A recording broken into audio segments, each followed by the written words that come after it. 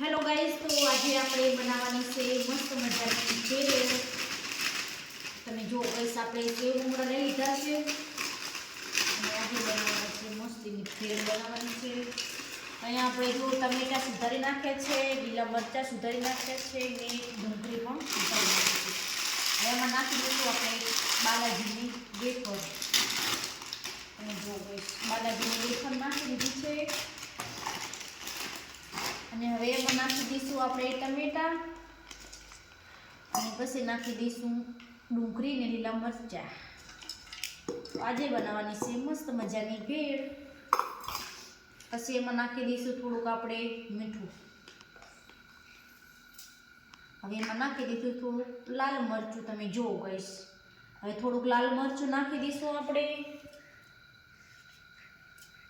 પછી એક લીંબુ નાખી દઈશું ગાઈસ।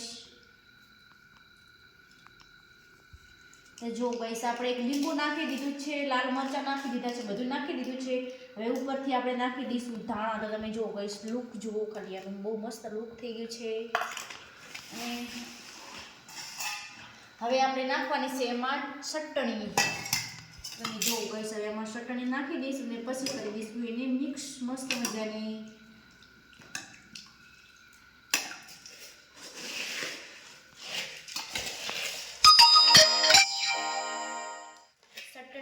નાખી દીધી છે આપણે ભેળમાં અને આપણી મસ્ત મજાની ભેળ બની ગઈ છે।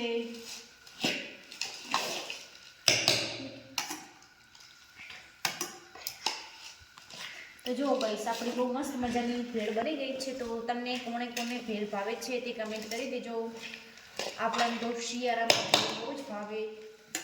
શિયાળામાં ભેળ ખાવાની મજા જ કંઈક અલગ છે ગાઈસ।